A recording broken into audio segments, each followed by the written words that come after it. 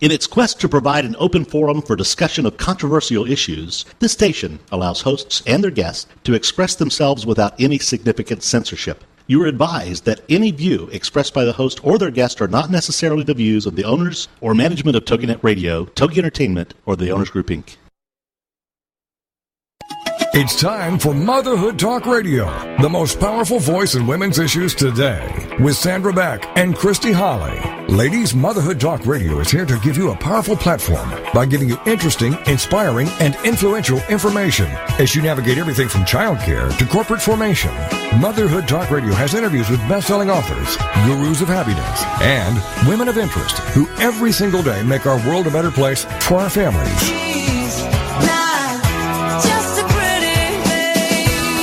Motherhood Talk Radio, powered by Motherhood Incorporated, is on the air now. Moms, this really is your show. Motherhood Talk Radio. And now, here are your hosts, Sandra Beck and Christy Holly.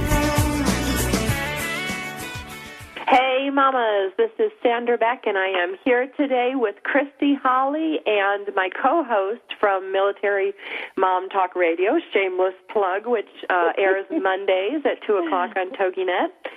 And the reason Christy and I have invited Robin on the show today, she is not our guest. She is our third co-host. Yay. Yay. Yay. Hi. Because our topic today is something that's an aberration from our usual talk radio, but we're going to mix it up these next couple of weeks. We're bringing Pat Sloan on today to talk about quilting, and we are going to have next week Tracy Costin's going to come on the air and teach me, Christy, and Rick how to belly dance. Oh, that will be fun. So if anybody can belly dance. My belly dances, but I'm not in control of it. That is such good exercise. You know, Robin, but the only thing I found when I do the belly dancing, because I take Zumba, and I know Carrie, our producer in Texas, also takes the Zumba class. She's a Zumba. She is. Crazy girl, which I'm happy about that. Well, it's a good thing. It is a good thing. You know, and I've watched, like, I take Zumba on Tuesday nights with Rick's mom. Rick's mom, Karen, and I go to Zumba, and she's a very good dancer. But people are losing a lot of weight in that class, week to week. I don't, but other people do. I took a couple classes, which maybe I should try it at 24 hours. Yes. But, the cool girls. I didn't like it like I wanted to like it.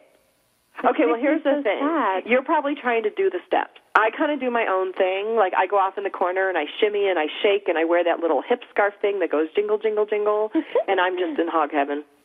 Well, I don't know. Rob, do you guys have Zumba out by you? We do, but I don't think it's quite hit out here the way it is out there. There are a number of places that do offer it out here. You were spinning today, though, Christy, I see. I was early this morning, and you know what? I'm a little tired now. I know, and that really is the workout, spinning. And that is definitely a lot of people are spinning out here. Yeah, that's a really good workout, and I love it. Well, because it's fun. There's music, and you get to ride these bikes, and you don't have to, like, it's good weather, it's cold weather, hot weather. You know, you're in an air-conditioned, climate-controlled little room, you know. Well, I did spin at home today because you know I have my lovely bike that I love so much. Yes, because the perfect family has the perfect workout equipment and the perfect family. We were making fun of you something terrible last week while you were at Disneyland. You get Sandra to just throw that little dig in there. You're going to do it. I was like, hi, this is Sandra on Motherhood Talk Radio with Rick Swanson. Christy Holly isn't here today because she's taking her perfect family to the perfect summer family vacation at what else? Disneyland. And we had a good time, too. So there. I bet you did. We did. Well, you know, we're going to talk about quilting today. Oh. And we're going to make it exciting, fun, and happy because quilting is, I think, okay, I suck at it. I'll be straight up. I tried to make a quilt.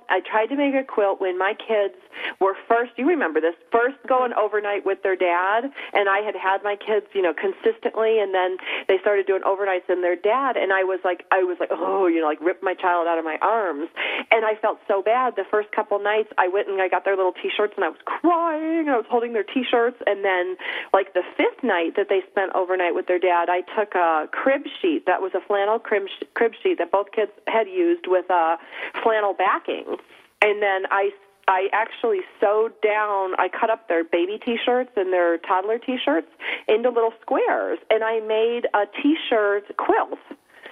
I thought that was good. You did a good job on that. Okay, it looks like a retarded person sewed it.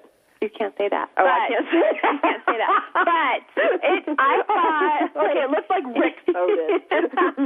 Well, he's not here. We can pick on him. Well, I thought that it was, where it came from and what it meant, like, makes all the difference in the world. And I also thought that you did a lovely job on it. Oh, well, thank you. But you're like the mother that, some kid, like, makes some, like, pinch pot that comes home and it's all, like, leaning to the side and you can't drink out of it. And you're like, honey, I love it because I love you. But on the other hand, Sandra, that was probably one of your first endeavors in sewing, right? Right.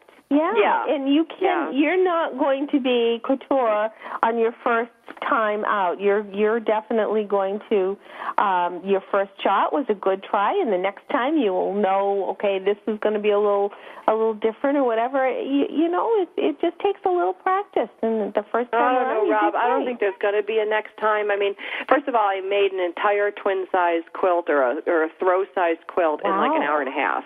Well, hey. Yeah, I was like, how fast can the sewing machine go? But during that time, it was very cold. It was, and I just remember being cold. And I sewed my shirt to my nightgown. I was actually doing it in my nightgown, which is how pathetic I was. But I sewed my nightgown once to it, and then I sewed the little down throw that I had over my legs, keep them warm. Sewed that to it too. Well, the end result is you had a finished product. True.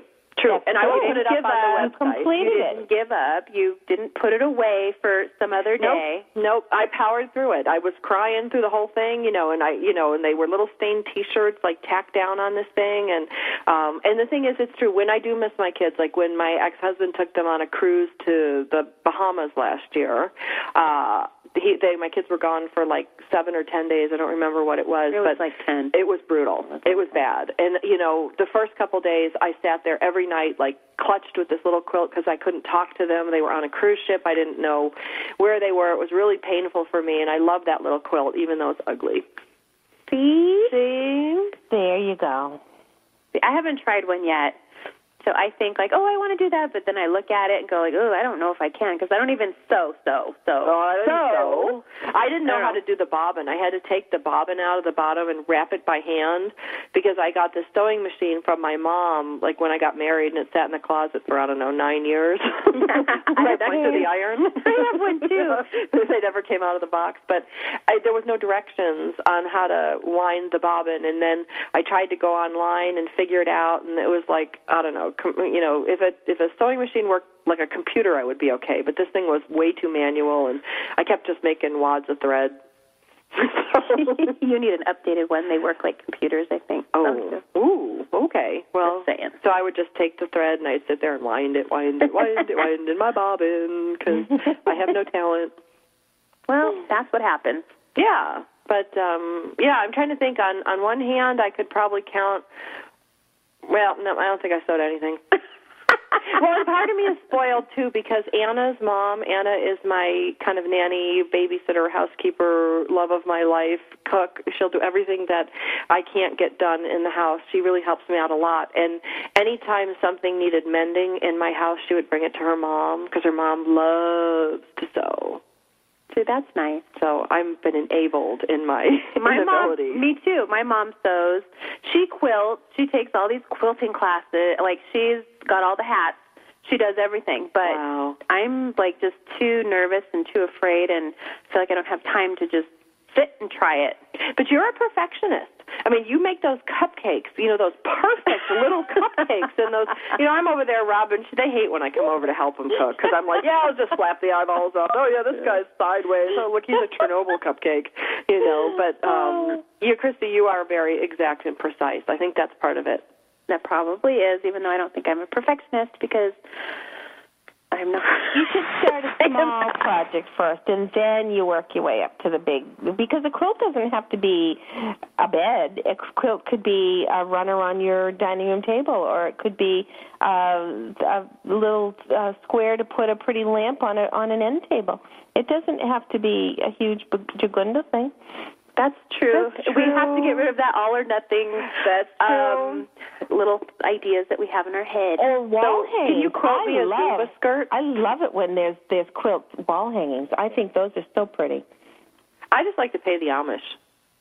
I have a couple Amish quilts and Mennonite quilts that are really beautifully done. But I want to know, Robin, could you quilt me a skirt for Zumba?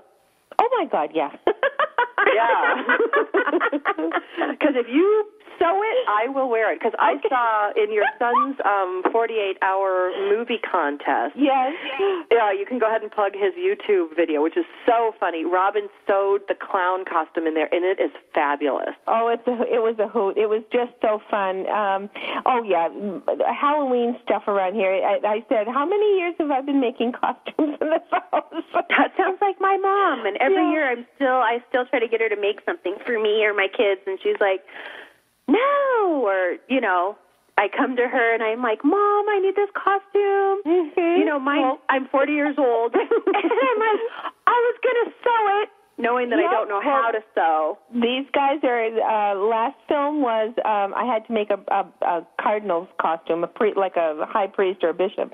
And then the clown came up on this last project. So, yeah, the guys are almost 30 years old, and I'm still making them costumes. Yeah, but they're not like costumes. These are really, like that clown costume is super duper awesome. I mean, it's got like big puffy balls down the middle. The fabric is great. I mean, it looks like a professional clown. Oh, thanks. It was fun. It was really fun. Yeah, I'm anxious to talk to Pat. Anybody who wants to see Robin's sewing handiwork, what's the YouTube video? I'll have to get it after the break because I have to look it up, actually. Yeah, it's like the TikTok death clock or something like that. You can Google. Yep. It is a YouTube, and I believe he listed it under Killer Cat Films, and that's KillerKatFilms, Killer Cat Films. But it was for the 48-hour project, and I know we're coming up to a break, so we'll definitely give it another plug once I get the exact URL on the upside of the show. That would be great. We're going to welcome Pat Sloan, and we're going to put the fun in quilting when we come back after the break.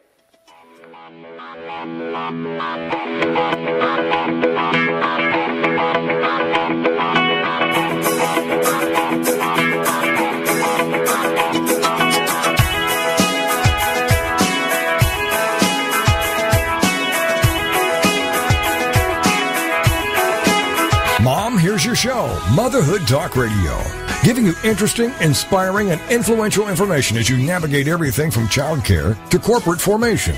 This is Motherhood Talk Radio, and we'll be right back after these. Homeschooling? Have questions? Get your pen and paper ready. It's the sociable homeschooler, Vivian McNinney. Fridays at 5, 4 Central on TogiNet.com. After a handsome blue-eyed Texan fell in love with Vivian at the Victoria Station in London, she found herself at DFW Airport with a tiny suitcase and a snazzy little duffel bag. Well, 25 years later, she is now happily married to that blue-eyed cowboy. They have 4 grown children ages 24 to 18 who became willing guinea pigs when she unwittingly stumbled upon the world of homeschooling. Wildflower Academy flourished for 15 years. They survived and thrived, and you can too. Vivian will be covering a wide range of issues that face homeschoolers. What do you do with kids in the summer? How to set up your one-room schoolhouse? How obedience is paramount? And what to do with those snakes? Plus, you'll be sharing ideas and insights that she gleaned from other homeschoolers. So join us for an engaging hour with the sociable homeschooler, Vivian McNinney.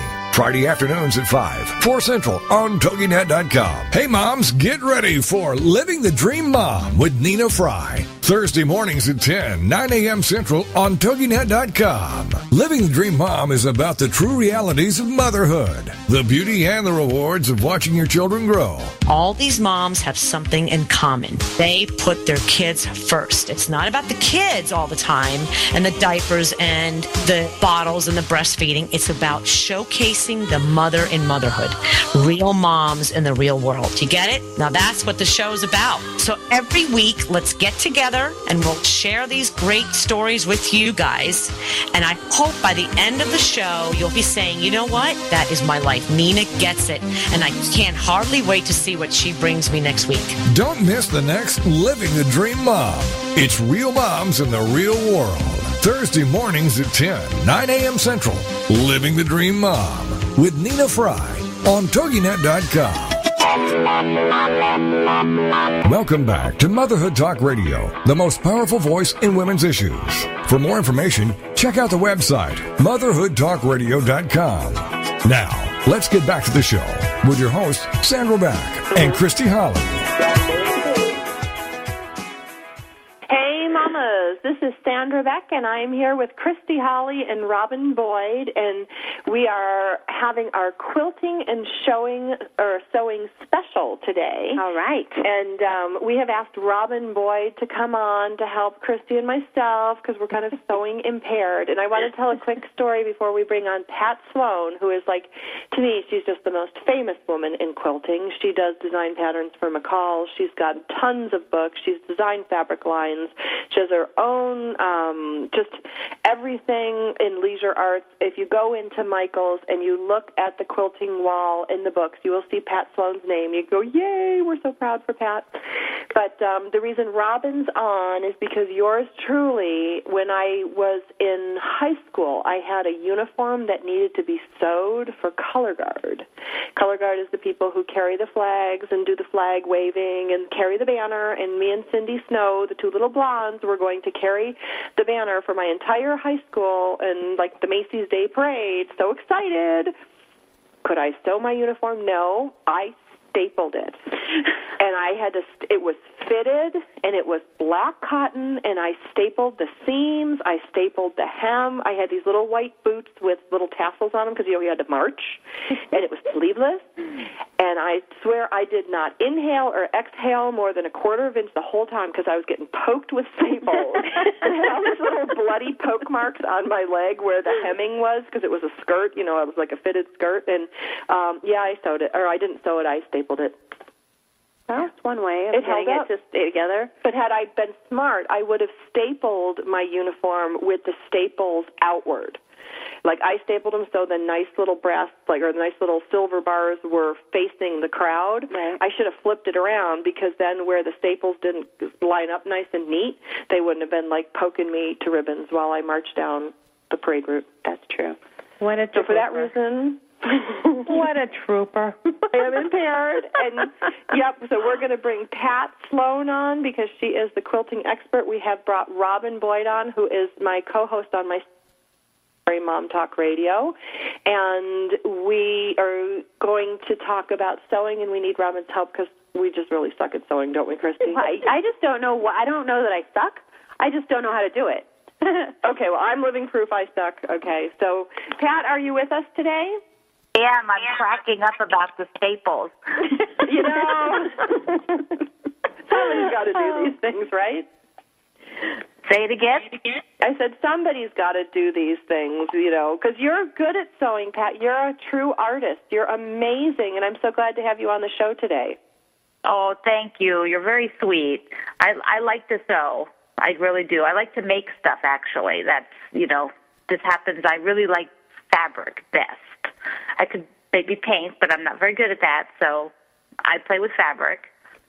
So is this a lifelong passion? I mean, how does somebody go from, from aimlessly sewing or stapling and becoming, someone who publishes their own quilt designs and designing patterns for McCall's, which is like the Oscar for quilting? Thank you. Well, how do I do this? Well, I took. We had home ec back when I was in high school, and that's where I learned to sew because my mom didn't sew and my grandmothers didn't sew, and I learned in school. So I really, really liked it. It's just one of those things that clicked. And when you're sewing, and I'm going to ask you this, Robin, too. I'm not going to ask Christy because we don't sew, but what do you think about when you're sewing? What do I think about? Wow. It's is it not meditative complicated for you? Well, it is. It probably is a little bit, but actually, most of the time, if it's easy sewing, then my brain is doing all kinds of other things. If it's difficult sewing or something I really have to concentrate on, then I don't think about anything else. I just have to focus so that I don't make a mistake or whatever. But most of the time, if I'm doing easy sewing, my brain is just off doing. I mean, I have to get up and run to the computer a lot and make notes because I actually start thinking up things and stuff I want to do or people I need to write, and I just keep hopping up from the sewing machine over to the computer. It's a bit nutty if you were to watch it. That's pretty cool. So what about you, Rob? What do you think about when you sew? Well, I agree in that sometimes it is, and I find the same thing when I'm doing needlepoint too, because I love counted cross-stitch needlepoint, and that just is my zen moment, because once you're into an art or once you're into something like that, you really become absorbed by what you're creating, and whether it's knitting or counted cross-stitch or sewing, I think you do just sort of get into that art element, that it is just the relaxation and the joy of creating the end result. And as you progress with it and you press down that seam or you attach that one component and you say, oh, look at that. It's that, I don't know, that joy that you're accomplishing something, and then to see the final project, you just really have that satisfaction. I guess maybe, Christy, that's where we're lacking, because I haven't gotten, honestly, girls, I haven't gotten beyond I tried knitting. My grandma tried to show me how to knit. I didn't have the patience for it. I don't have the gross motor skills I just kept sticking the pin in my finger for the cross-stitch and the needlework. My grandma would make all these needlework pillows, and it got to the point where I wanted to cry by, like, the first hour. And, do you have to just keep going? Is that something you need to power through to be a quilter? Well, I mean, I probably those things aren't speaking to you is what I would say. There's probably a craft. If you really want to craft or make things, there's probably something else that will suit your personality more, because if it's not hooking you pretty quickly, it's probably just not going to be for you. I mean, that's pretty much what I find with people. If they either like it or they don't like it. I don't cross stitch. And I don't knit. They don't speak to me. So you're not one of those universal quilters or universal crafters? I do a lot of crafts. Those just happen to be two I don't like. I've done stained glass, and I'm not very good at it because you need a lot more patience to do stained glass. I've never thrown pots, which I've always wanted to do, on a wheel. Does that count? That's one of my favorite. I absolutely love it. I haven't been able to do pottery in a long time, but yeah, that's mine. Yeah, that's my love. You just find them, and what I found over time is that I made clothes in high school when I took class. I made clothes, and I loved making the clothes, but I was horrible at it. I mean, I didn't really care if the sleeve wasn't put in right, and so then it didn't fit right, and I would wear it once, and then I would just make something else, because what I discovered over time is that Personally, I like to make things. They don't have to have any purpose. They don't have to have any use. I just want to go through the process of making. And when it's done, then I just want to make something else. There's a lot of people like me because I meet them. And what do you do with all that stuff, Pat? I mean, you're just living with piles of. I see a Pat with piles of quilts, big mounds of glass. Yeah. What do you do? Like if you met an oil painter, and they had, painted 100 oil paintings or landscapes, you'd probably be super impressed and you think that was wonderful. And then maybe you meet somebody who crochets Afghans and they have 100 crocheted Afghans, and everybody goes, why does Grandma have all those? Can she get rid of them? But it's sort of like the craft side. We're the same way as an artist or a sculptor, who makes things, that we just happen to make things with that are called crafts rather than art. But it's the same deal. We all have that obsession to make, and a lot of people give things away. I made it my business, which is what a lot of people who do what I do did. We are so obsessed with it that we decided to make it our full-time job, or some people have it as a part-time job or a side job. That was going to be my question to you, Pat, was where was the transition from just doing it because you love doing it to making it a business and bringing this to be an entrepreneurial move for you? Well, for me, I mean, ever since I was a little girl, I wanted to work for myself. I was profound, yeah. Yeah. So for me, it took a while, so I was probably about 40, before I found, I consider mature enough to figure out how to work for myself. Mm-hmm. I had played around and sold things, as part-time, but it didn't have the maturity level when I was younger to understand how to make something a business or how to work for myself. And once I did, I already quilted, and I already found that this really is something that I connect with. So that's why I chose this field of art or craft to make my business. And have you been in that? Oh, I'm sorry, Rob. It's so fun, Pat, for you to talk about like the way you think about things, because it's so different. I mean, I'm such a gearhead. I run a technology company. I can't quilt, I can't sew, I don't paint. I have absolutely no people skills when it comes to getting along, with people. Robin's put up with me forever. But it's so great for you to come out and say, like, at 40 that it was okay that you hadn't figured everything out yet. Because I think sometimes we get so into, well, I'm 25, I'm 30, I'm 35, I better figure it all out. And I haven't figured out anything at this point. Well, I wanted to do it so badly. I mean, I wanted to work for myself so badly. I mean, I'm a geek. I mean, that was what my prior life was. I have a degree in computer science, and I worked as a software programmer and then manager of a whole bunch of people like that. And basically, I always got the communication job because I was the one who could talk to the people who didn't work in my department. So, I have a lot of different skill sets. But, Pat, that's so cool because I always think, like, and you just, took away my reason for being, because I'd always say, well, I'm not good at crafting because I'm an egghead. And, of course, you just said you were an egghead and then came into quilting. So all hail Pat Sloan, because that is amazing what you're doing. My name is Sandra Beck. I am the host of Motherhood Talk Radio, along with Christy Holly and Robin Boyd today, bringing in our sewing and quilting expert, Pat Sloan. You can listen to her radio show also on TogiNet. She can be found just by walking into Michael's, which is what I did. And I go, Pat Sloan, she's so cool.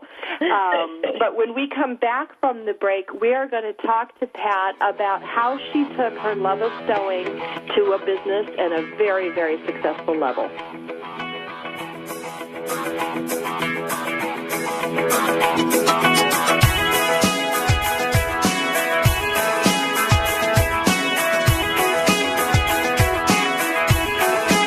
Mom, here's your show, Motherhood Talk Radio, giving you interesting, inspiring, and influential information as you navigate everything from childcare to corporate formation. This is Motherhood Talk Radio, and we'll be right back after these. Renowned and gifted psychic medium Sylvia Rossi explores the mysteries of this life, the afterlife, and the unseen world that surrounds us all in the show called Make Contact with Sylvia Rossi, Wednesdays at 1 p.m. Central here on TogiNet. Sylvia Rossi, with her special guests and other fellow psychics, invite you to call in and make contact with the world beyond and get answers to your questions. Psychic medium Sylvia Rossi has been sharing her gift professionally for the last 17 years. Sylvia has made it her mission to help individuals and families understand their eternal connection to loved ones that have passed on, bringing relief and comfort to countless souls who have been touched by her gift.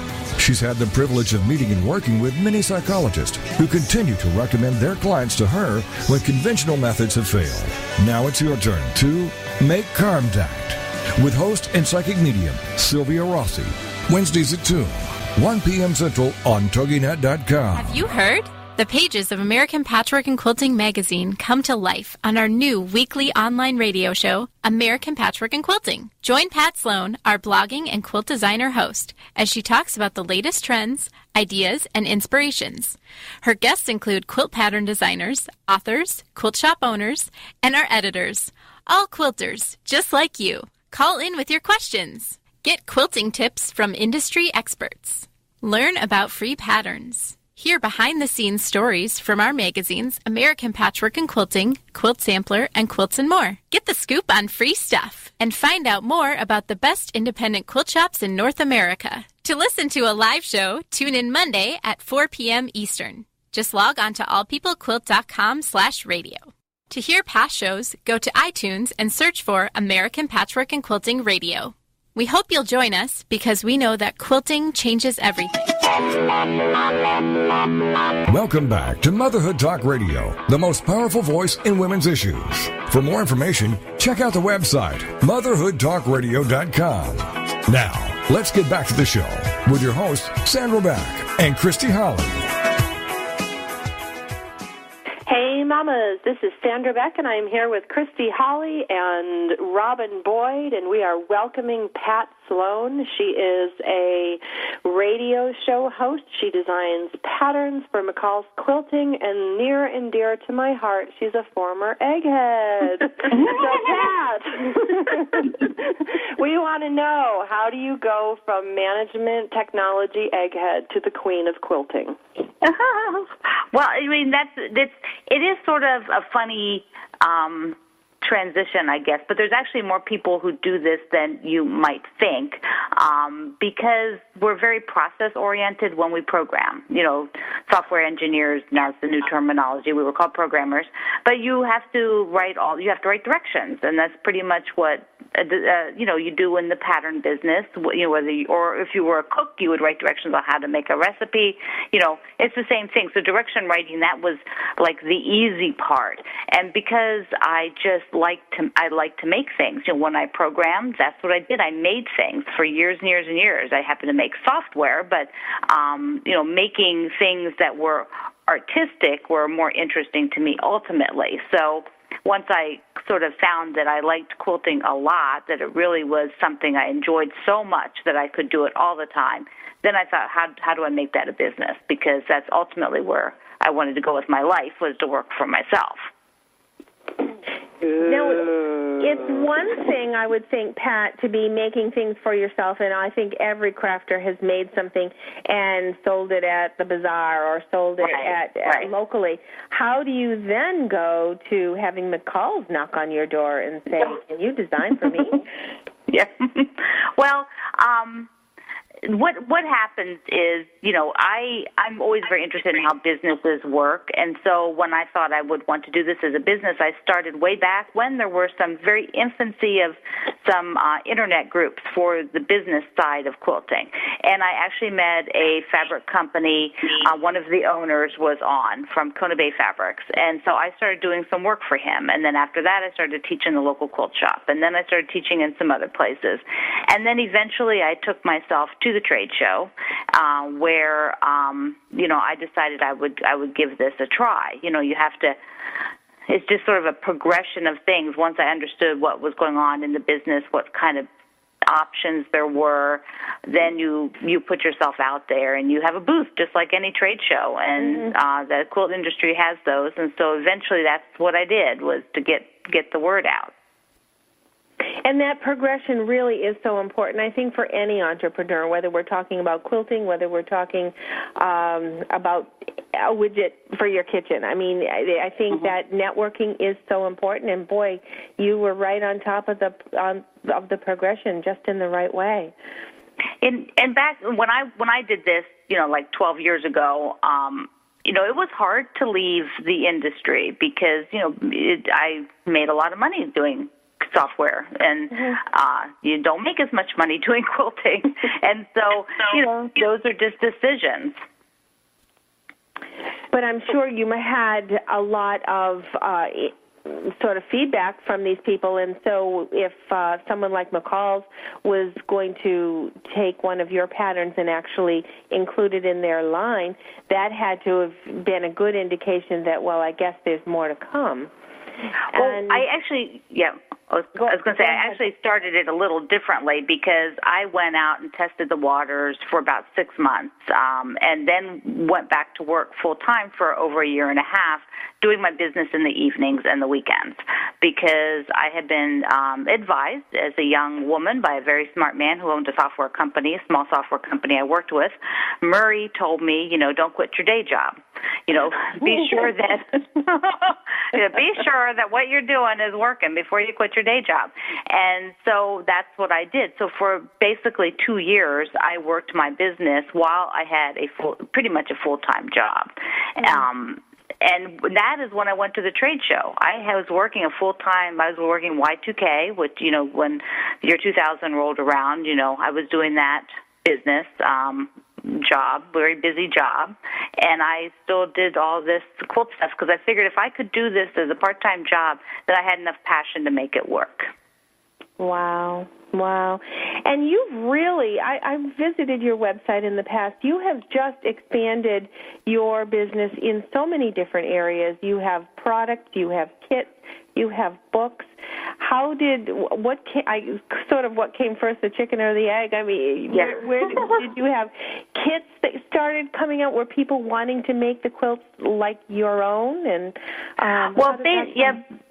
it's like when you buy a pattern to make a skirt, thinking about clothing, or you're buying, you go to see any kind of craft magazine where there's directions. I made single patterns, and back 12 years ago, that was about the only entry you could really have into this industry, was you start as a self-publisher of basically single patterns, and that's what I did. And so when I went to the trade show, I had like 8 single patterns, and really McCall's magazine was the first one to invite me to work with them. And then since I now work also with all the major magazines, and my quilting radio show is actually with another magazine, American Patchwork and Quilting, which is a Better Homes and Gardens family of magazines. So, Pat, can I make a request, since you're like the most famous person I know in the fabric world?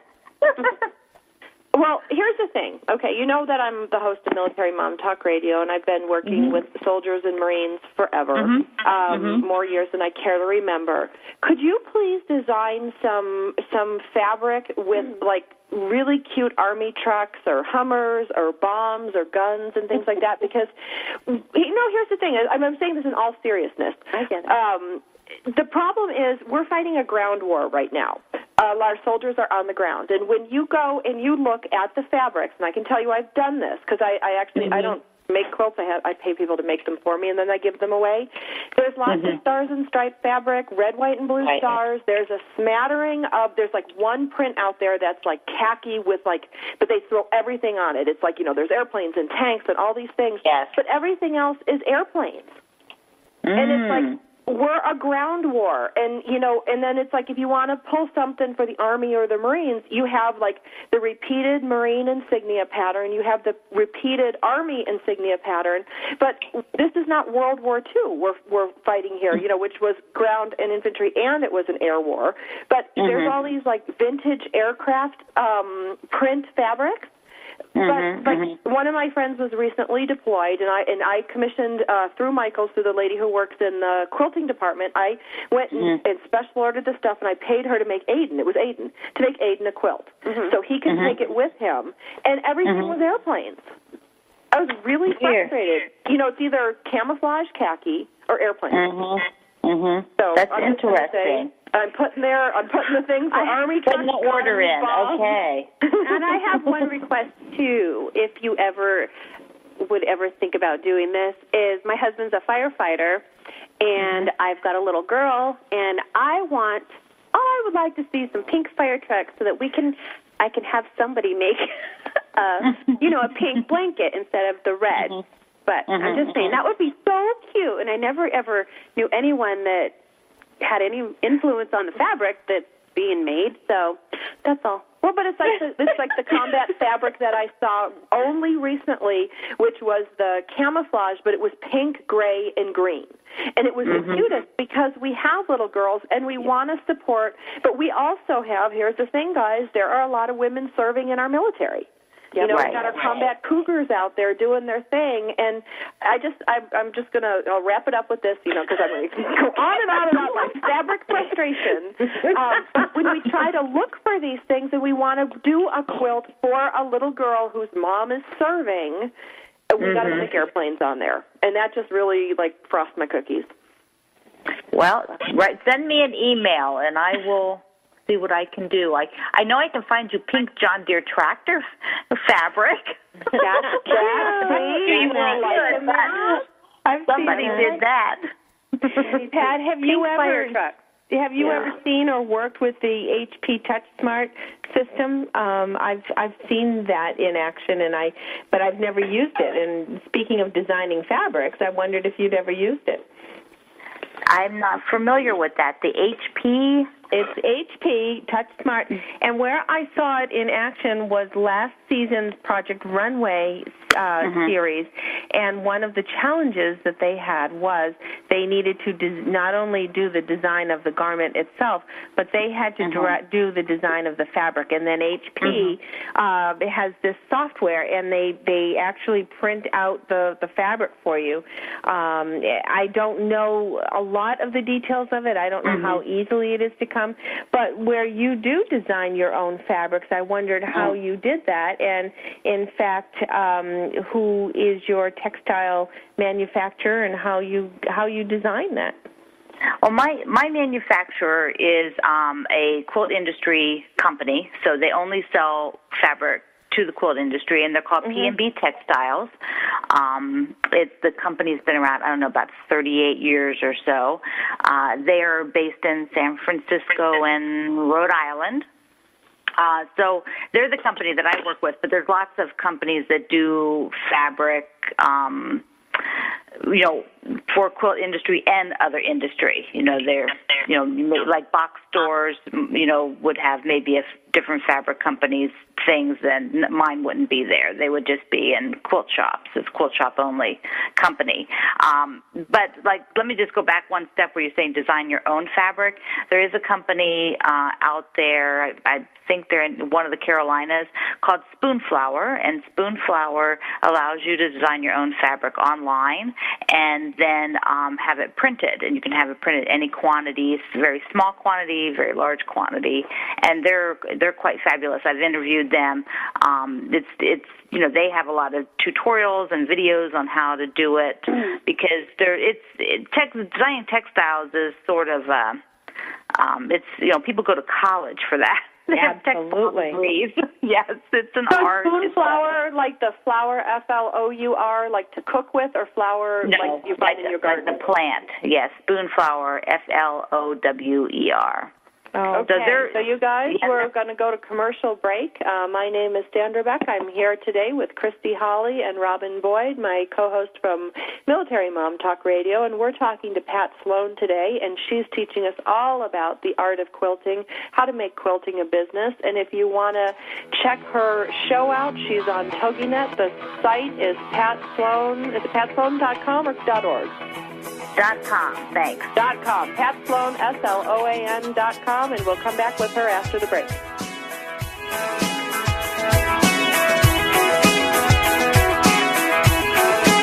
Mom, here's your show, Motherhood Talk Radio, giving you interesting, inspiring, and influential information as you navigate everything from childcare to corporate formation.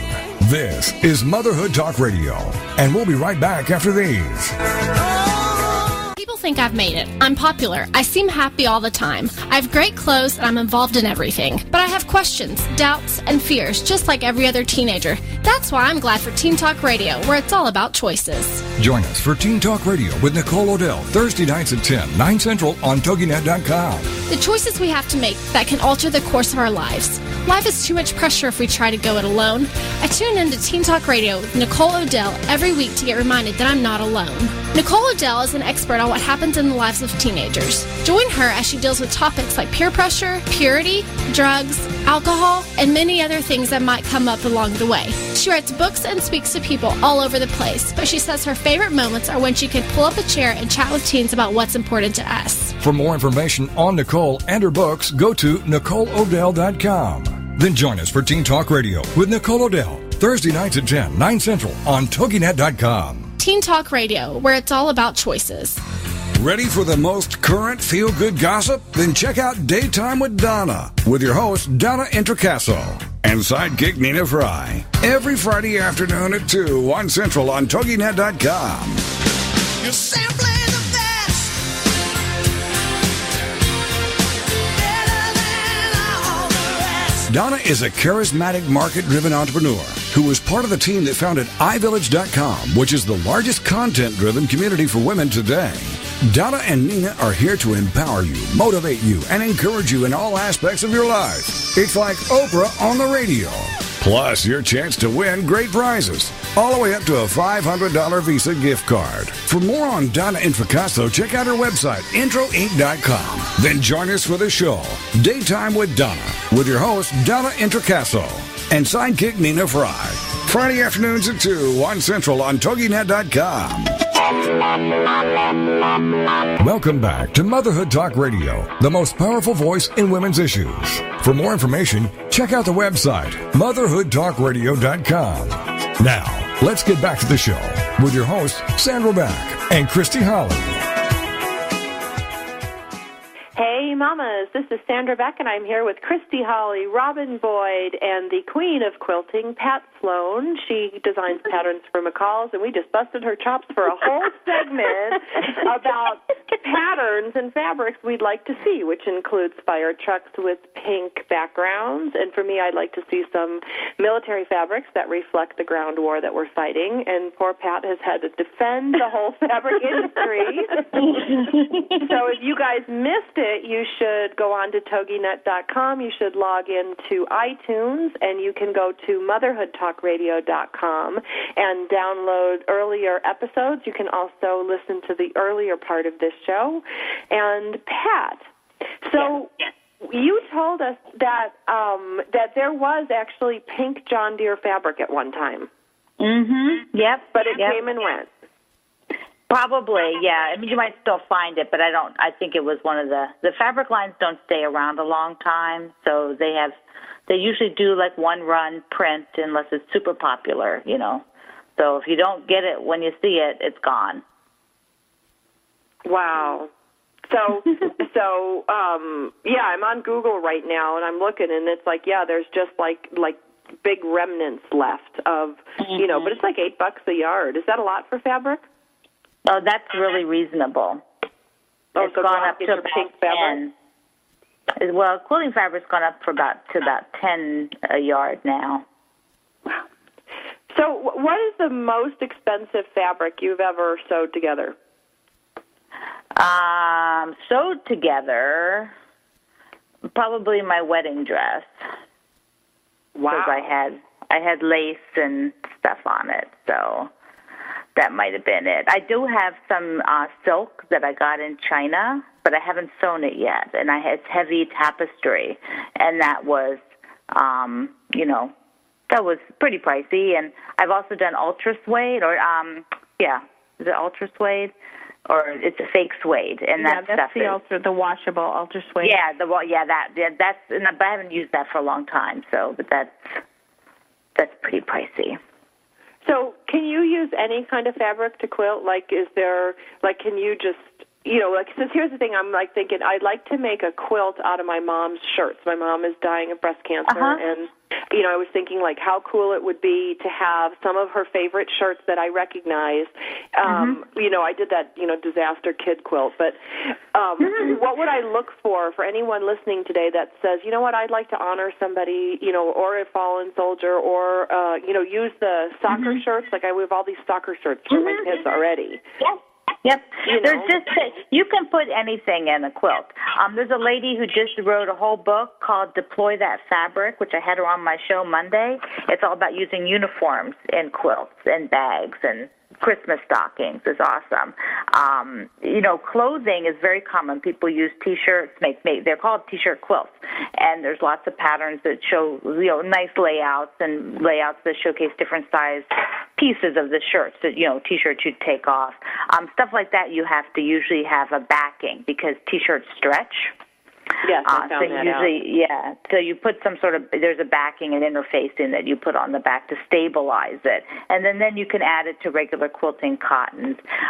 There's purists who only want to use 100% cotton in a quilt. And if they're doing an heirloom piece, they might want to stay true to the tradition. But, in the 70s, everybody made quilts out of polyester.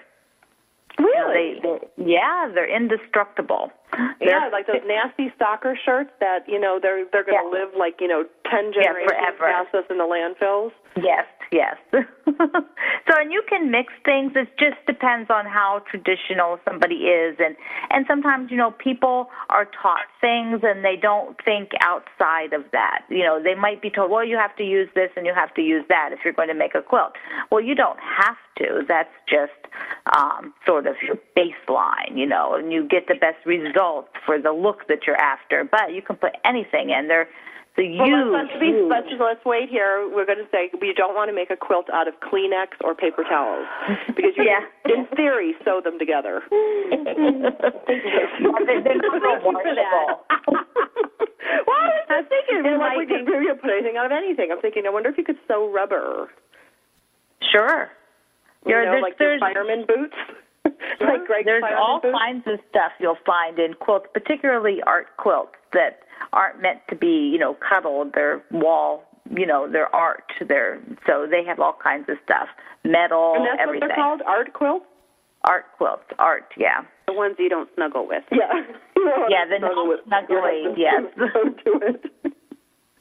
But I just think, it's like, from a standpoint of thinking about, like, when my kids were going over their dad's or my mom's passing, like, it's comforting to be wrapped in something that is meaningful. It's why a lot of people quilt. A lot of people quilt to give to others. They want to make, just like I said, a lot of us make quilts because we love to make things. Well, then a lot of people just don't want to have them hanging around, so they're actually making them for others. And quilters are generally very, very generous and give a lot to their family. They'll make quilts for auction, for charity. They make a lot of quilts to give to people in need or suffering, from something. So that's a big part of what quilters do. Well, I know that when I had my kids, I received a lot of homemade quilts, and they were all so beautiful, and I truly appreciate them because I know, what hard work goes into them and all the planning and the designing, and I love them, and I don't use them because they are too precious. Right there, yes, absolutely. It's like, don't touch, that's yours, but you can't touch it. That's right. No, both of my kids were in the NICU after they were born. My kids were premature. And some lady was like, the premature, quilting expert, and she would make these little baby quilts that they'd put in the, in the little, they look like terrariums to me, but whatever they stick the babies in, when they're pretty nice. I know, this is why I run it. Yes, this is why I run it. No, that's what you make chickens out of. Do they call them incubators? Incubators, yes, they are. Yeah. We do that a lot. We make little baby shields for the infants in the NICU because when they open up the little incubator, the bright lights startle them. So we make little eye shields for them with polar fleece. And we have a woman down in one of the Boston hospitals that we can't keep up with the demand. So, yeah. Well, and they're helpful, Robin. I got 2 of those for both of my kids, and they stuck those little Velcro tabs on the side of their heads, and they, Velcro the eye shield on. And, I mean, they're like a sleep mask for preemies. Yep. Yeah. One thing I want to mention, Pat, you do have some beautiful free patterns on your website. I found them. Ooh, oh, thank you. Good. At PatSloan.com, you can find some beautiful patterns. And there again, it's your own creativity. If you wanted to make them out of camo and put little applicate pink fire trucks. That's right. Yep. You just take that pattern and you can make it your own. And you have a lot of instruction on your YouTube videos too, Pat. I've checked those out, and those are really great. Oh, thank you. Yeah, haven't done as much with the videos, but they are fun to do, and people like them.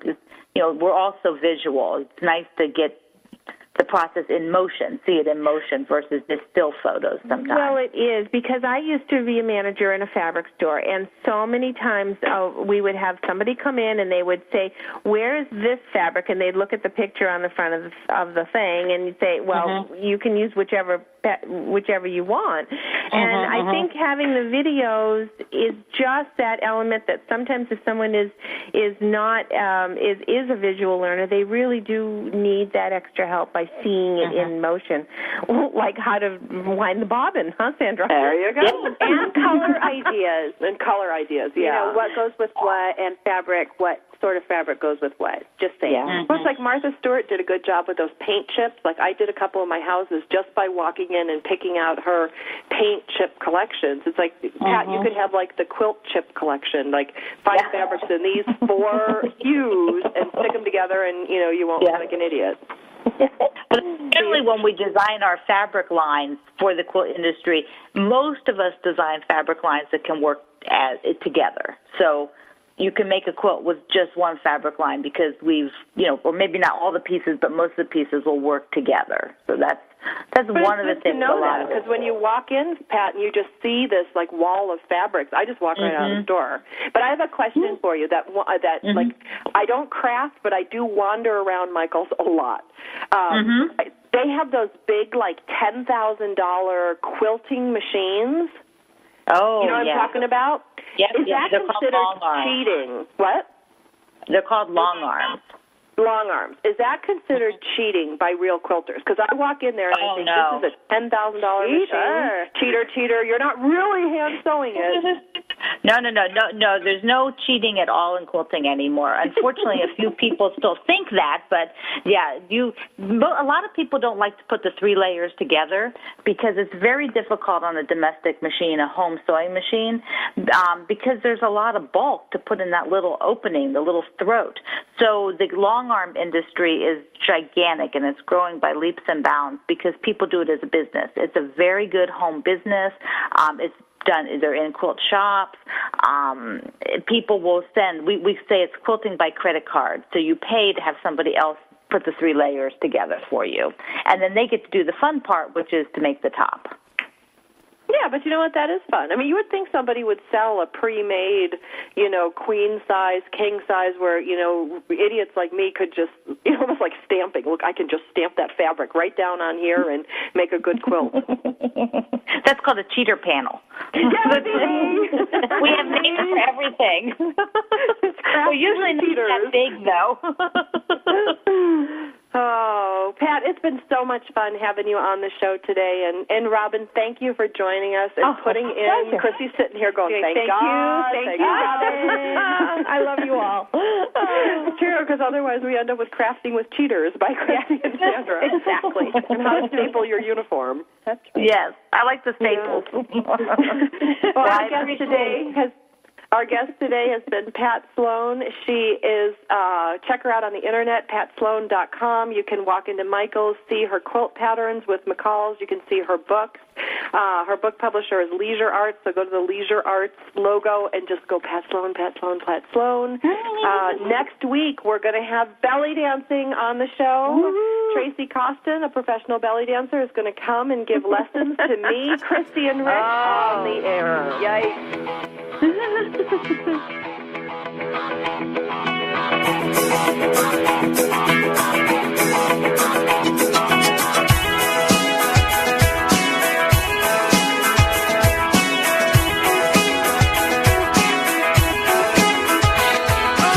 Thank you for being a part of Motherhood Talk Radio with Sandra Beck and Christy Holly on TogiNet.com. Join us every Tuesday as